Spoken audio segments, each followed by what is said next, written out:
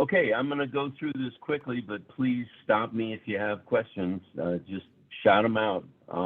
Basically, what we're trying to do is cover the kind of issues that occur during emergencies, and the idea is for you to be better prepared when that kind of thing happens.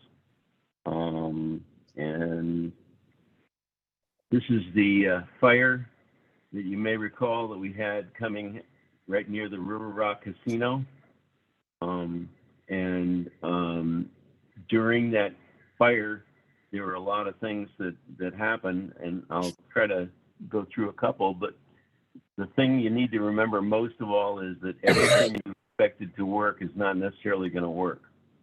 The internet may be down completely. Cellular towers may also be down. Roads may be closed. During the LNU Lightning Complex fires, if you had a heart attack and somebody dialed 911, the response time was running more than 6 hours. So you may not find that, as Chief Marshal Tuberville says, that when you most need us, we may not be there. So it's really important for the communities to be prepared to help themselves and find alternative ways in which to communicate that need. These are a bunch of apps that are available to you. I should have said at the beginning, this slide deck is available to anybody that wants it. I can send it to Priscilla or Elsa, and they can download it to anybody that would like it. But PulsePoint is an older app that was originally designed for CPR and AED incidents. We used it for a number of years until Watch Duty came along. Watch Duty proved to be, frankly, more robust and a better app. And Watch Duty basically tracks wildfire incidents once they're confirmed that it's an actual incident and not a controlled burn or some other reported smoke or something like that. GroupMe is something that COPE uses. Its major advantage is that we frequently have one of our fire chiefs on the app, and so questions can be asked. The thing about GroupMe that you have to be very much aware of is in order for it to be effective, you have to go back and look at the prior postings, prior questions that were answered already, or avoid just casual chats, because GroupMe is really designed for more urgent communications and questions. MyShake is an app having to do with earthquakes. Some people think it's pretty cool because it sometimes gives you a few seconds warning before there may be an earthquake. Windy is an app that kind of shows you graphically the direction and speed of wind, and as many of you know, much of wildfire direction is a function of wind speed and direction. And First Aid is an app in case you have something going on and you need help and you don't remember exactly how to do it. The First Aid app will often talk you through how to deliver first aid to somebody that's been injured. Primarily for official notifications, 911 is our #1 way to try to get through. And you got to remember, when you call 911, you're usually under stress. So you have to really sort of get your wits about you and remember that the exact address or intersection or location details can be extremely important. And you sometimes will find that the map that they're using, particularly the sheriff's office in unincorporated Sonoma County, the map that they're using is not always as up to date as where you are. Because I've been in the situation a number of times where they could not find an intersection that I was literally sitting at with 2 street signs showing this was the intersection. They couldn't find it on their map. So you have to be able to give additional information as necessary to help them identify the location. Then you describe what is the emergency so they know what kind of assistance is needed. And if it's a medical incident, very often they have the ability to talk you through. So even somebody that's never been trained in CPR, AED, they can literally talk you through what to do. And so they're extremely helpful to dispatch.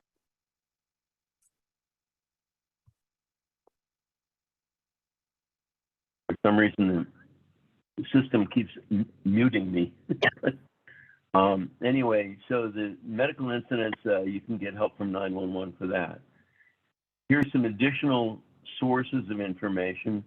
NOAA alerts, of course, come through the NOAA radios. The newest radios have what's called SAME, which is a method by which you can leave the radio on silent, but it'll turn itself on in the event that there's an alert in your area.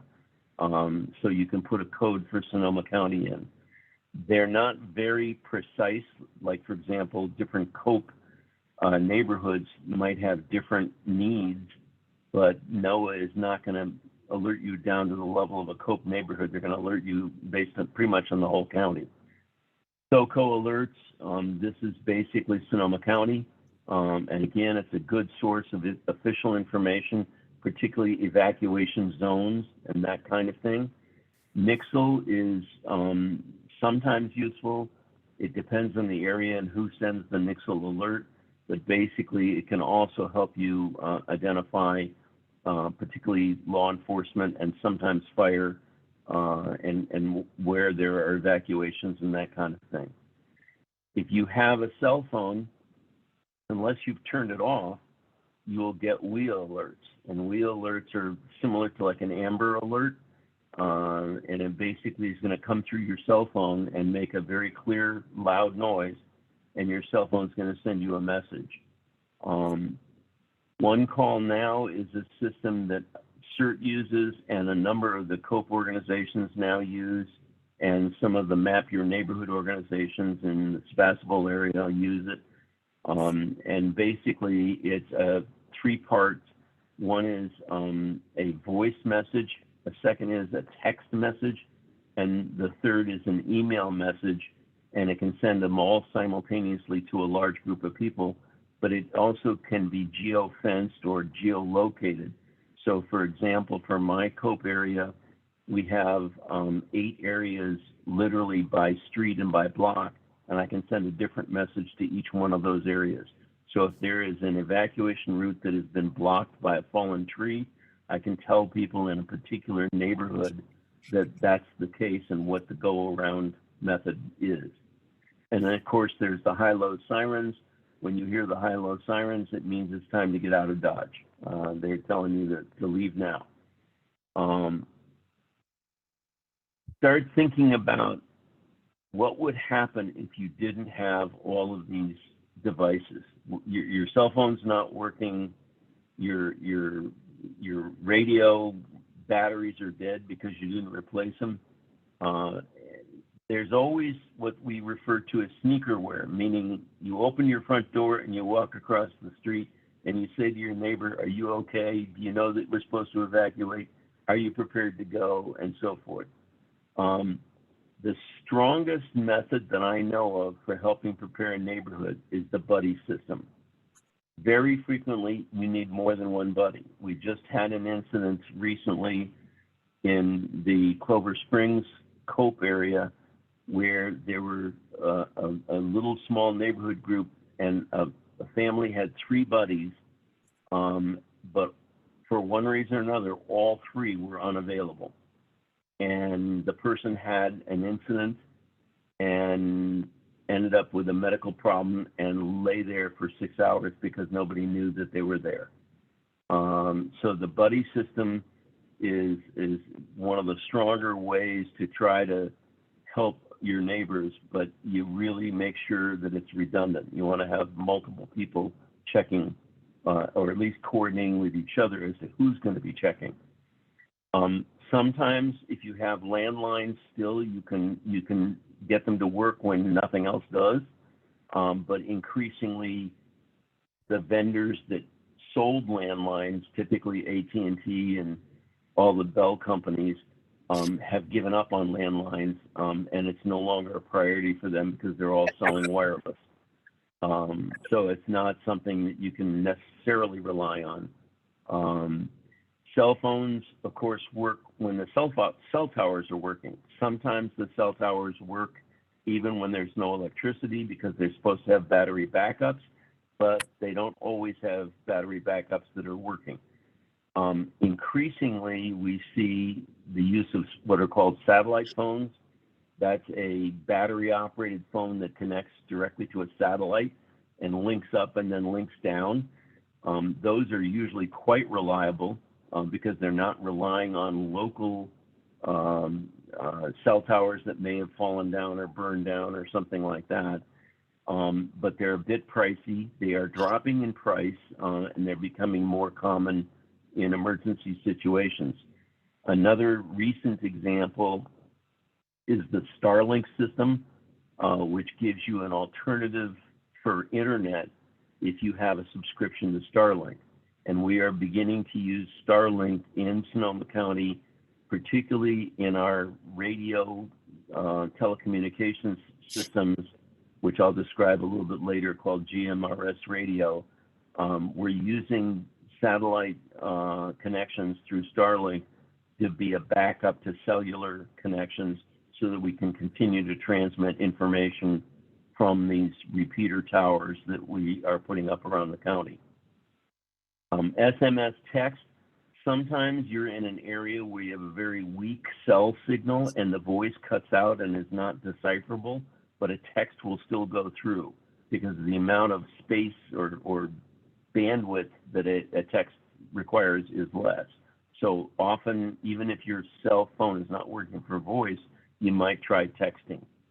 Email works, of course, when the internet is up, and it'll work through a cell phone, but only if there's cell towers. If you don't have cell connection, then you're not likely to get email to work unless you have another way of getting it to work, such as fiber optic to your home or copper wire or something to your home. Websites, again, only if the internet's working are you going to be able to reach out on a website. There are three kinds of radios, handheld radios.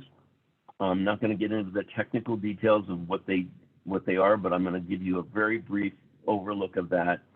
One is called Family Radio Service. Those are your kids' walkie-talkies. They're actually amazingly effective. They have a range usually of about a mile, except for obstructions, and if you're in a hilly area, it's not going to be a mile. It'll be much less than that. It'll be more line of sight. But they can be very useful, and there's no license that's required. The new one, the new kid on the block, is GMRS radio. Those are also walkie-talkies like the FRS radios, only they're significantly more powerful. The FRS radios are half a watt. The GMRS radios are 5 watts for a handheld, typically up to 8 watts for a handheld, and up to 50 watts in a mobile in a vehicle. And they typically go 30 miles line of sight, not 1 mile line of sight, although again, that can be blocked by obstructions, buildings, mountains, and things like that. We are currently building out what's called a repeater network. And without getting too technical, what that means is that I broadcast not directly to your radio, I broadcast to a tower, and then tower picks up my signal and sends that signal out to a broader area where you pick up the signal bounced off the tower. So it's basically like a relay system. And that repeater system, we have 4 repeaters that are in the process of being built. One of them is already completed, and the 3 others are in the process. And Sonoma County is building out repeaters as fast as we have the ability to do so with the budgets that are available. Frequently, we also put on those same towers, those repeater towers, wildfire camera detection systems and weather stations, so that we can also detect what the micro weather is in that particular area. And the cameras are designed for early detection of ignitions, particularly when we're asleep at night. We don't want a fire starting and burning for 2 or 3 hours before anybody notices it. And the cameras will notice it and alert us. Ham radio, that GMRS radio does require a license, but it doesn't require a test. So if you have $35, you can get a GMRS license. That's all you need, is $35. No test at all. Ham radio requires you to be technically licensed for ham radios, and the test is not the easiest thing in the world, although it's not too daunting. There are many, many people that have gotten their ham license. Usually we use the ham radio people through the Sonoma County Amateur Radio Association, or the ACS, which is the Emergency Sonoma County group that does volunteer work with ham radios. And they have a seat at the Sonoma County Emergency Center so that they can communicate out. Most of your citizens in your neighborhood are not going to be equipped with any of these radios. So the radios usually in the COPE and the CERT situation are designed for leadership. And we do have a new GMRS radio protocol that COPE is working on. The board is reviewing it. And once it's adopted, we recommend to COPE neighborhood leaders that they access that GMRS radio system in order to be able to get real-time updates. The good news is the 2 fire districts in our neighborhood, the Cloverdale Fire District and the Northern Sonoma County Fire District, both have put GMRS radios into their vehicles so that they can communicate with us, along with communicating to the Department of Transportation and Public Works about road closures and fallen trees on its evacuation routes and things like that. There's some more places you can go. Weather Underground and Weather Link gives you not only public weather stations, but also personally held private weather stations, so you can see the microclimate conditions near where the wildfires are, and you can get a better sense of what the wind speed and wind direction are from those weather stations. Alert wildfire cameras are also a source of information. They can tell you, usually they're not so much used for detection of ignition, they're mostly used for identification of direction of movement, but they are available. There are also another version of wildfire cameras that are literally privately funded. They're not funded by PG&E or the Sonoma County, and we are putting those cameras up on the towers that are being built, the GMRS repeater towers. But the signal from those cameras is also published and widely available, so you can access the weather station and the video of the camera from your computer. You can't control the camera, but you can see what the camera's saying. Radio scanners, some people have an actual radio scanner, some people use their cell phone and if there's an internet access, they can go to online radio and they can listen to the scanner. Why is that useful? There's a lot of detail that comes across on the scanner when they send additional trucks, water tanks, or other things to various areas. And by listening to the scanner, once you get used to listening to the lingo and the department's call signs and things like that, you can get a better sense of what's going on with a fire that is out there in the wilderness, where it's going, what the difficulties where that fire might be. You can pay a lot of attention just listening to the radio. You can't talk, you can't communicate with anybody, but you can listen. CAL FIRE also has a Twitter feed. Sometimes the Twitter feed outpaces CAL FIRE's own announcements. Whoever is doing Twitter for CAL FIRE is often Johnny on the spot. And so following their Twitter feed often gets you information that hasn't become very public. Here's what the FCC recommends for communicating during an emergency. One is make sure that all of your equipment, remember, if you have a big fire, you're very likely to lose power. So make sure you have batteries and spare batteries. And you need to check your batteries periodically. Charge everything. If you hear that there's a red flag warning, first thing you should do is make sure all your batteries are fresh and charged. Back up your computer data, print out anything that you need that's emergency information, like contact information for relatives, or banking or other information that you might need. You should note also and have in your go bag all the emergency and non-emergency numbers. Oh, let me go back. You want to also find out whether or not the 911 in your particular area supports text to 911. Because an alternative, if you can't call 911 because you have a very weak cell signal, sometimes you can text 911 and report what the emergency is. You might want to consider buying a battery operated or a solar powered device to recharge your various devices, or to charge a radio or even a portable television, because hand crank will keep going as long as you have the energy to keep cranking. You can keep the power going. And then you want to make sure you listen for where the shelters are. You want to monitor the emergency broadcast because they may tell you about road closures during evacuation. You might want to look at what other phone devices you have. I keep my phone on AT&T. My wife keeps her phone on Verizon. Sometimes one of them goes down, but the other one stays up. So having two phones with two different services increases your likelihood of having a redundant solution. Don't call 911 and ask for information. Use 911 sparingly and only when there is a real something you have to report in the nature of an emergency. Also, don't repetitively dial over and over again. If you do repetitively dial, what you're effectively doing is blocking a limited resource from people that may have an additional emergency. And then finally, if you're evacuated and you do have a landline, if you have forwarding capability, forward your landline to your cell phone, because someone may be calling your landline to find out if you're okay.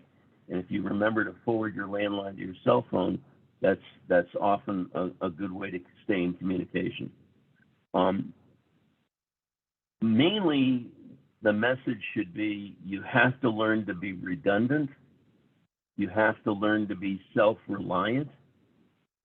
We encourage at CERT learning first aid, learning CPR, AED, and being able to render assistance to your neighbors as needed. And we also encourage people to buy their own GMRS radios. They're not all that expensive. And if you have a GMRS radio, even if you're not talking to anybody, you can listen to everybody. The GMRS radios that we recommend are all repeater capable, meaning that you can talk to the towers that are being built around Sonoma County. They also have, you can't talk on them, but they also have scanning capability. And we have volunteers, radio volunteers, that will literally program your GMRS radio for you for where you live, so that the scanning will occur of your fire department, your police department, and your sheriff's department, and so forth. So we literally will program your radio so you can listen in on what's going on in an emergency.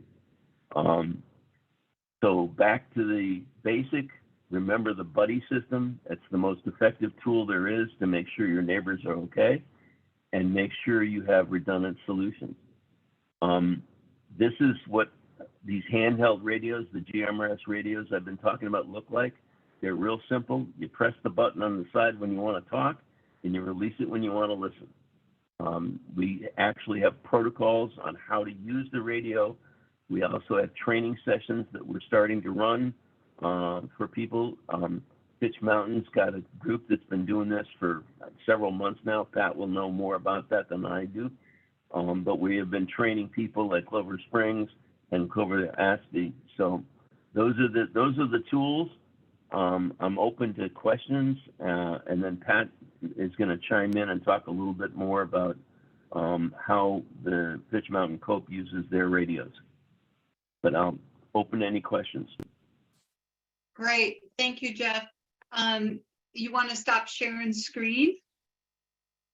Oh, yeah, sorry. Then we can see you. Yeah, no, then we can see you full screen. All right. Any questions for Geoff?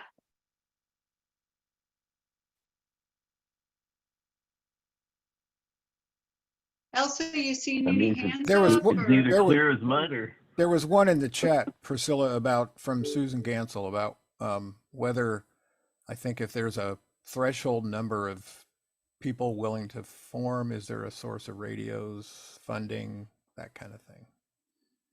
We haven't done that yet, but it's certainly possible that we could find a vendor that would be willing to sell the preferred radios if there were a bulk order. We have not. We've been selling them in ones and twos, so we haven't really done that yet. But it's a great idea. Johannes, who's the director of public infrastructure for Sonoma County, and I are working on a grant application to try to buy GMRS radios for volunteer groups. And again, it's not for every neighbor, but it's for the people that are the CERT and COPE leaders with whom we need to have communications. Even if everything else fails, we could still communicate. We're working on a way to try to get those and then have a loan system where you sign out a radio and you can use that radio. Great, thank you. All right. Thank you. I have a question. Moni's got her hand up. Oh, sorry. Oh, hi, Moni. Hi, thank you. Geoff, you seem to, I mean, you have an incredible amount of experience in this, and I have, our neighborhood has benefited from this.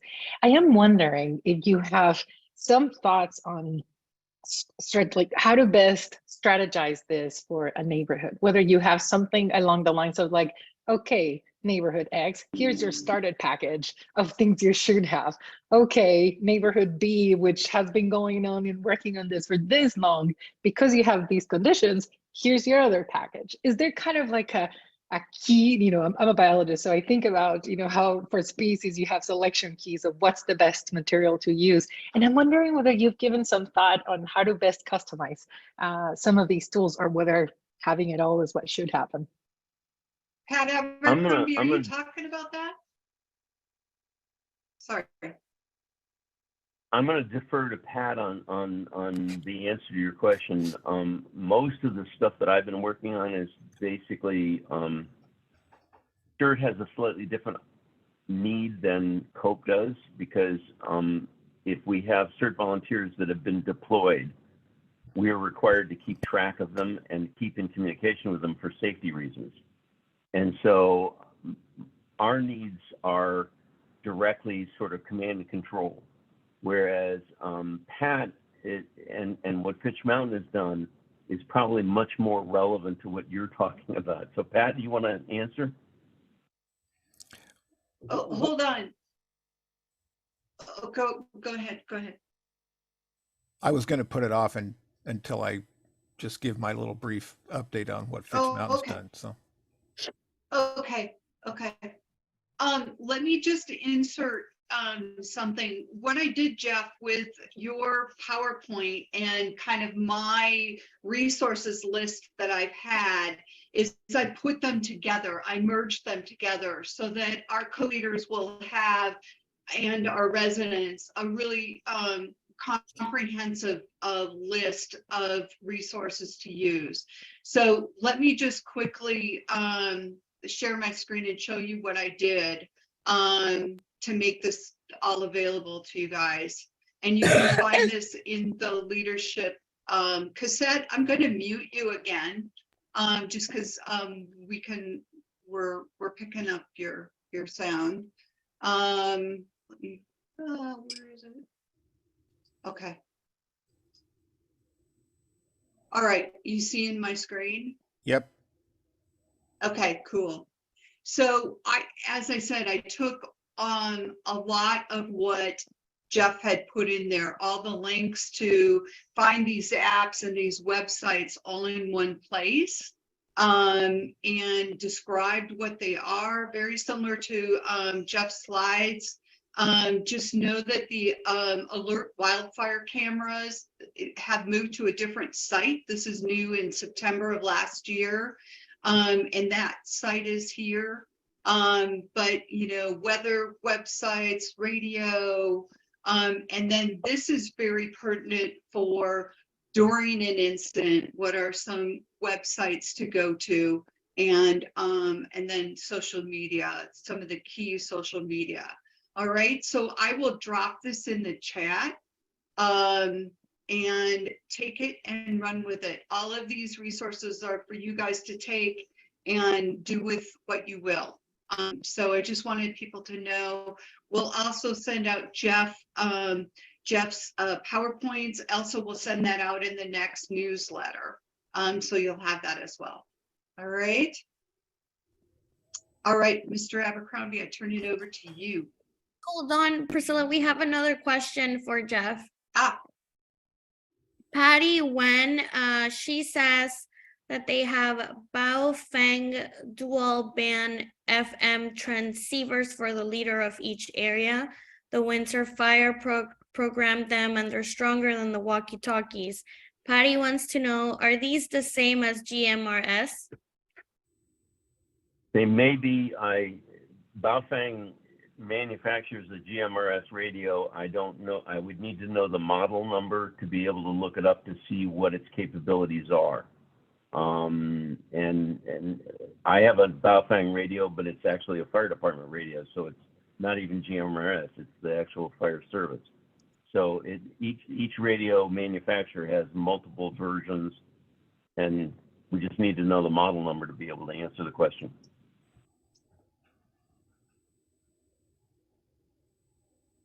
thank you.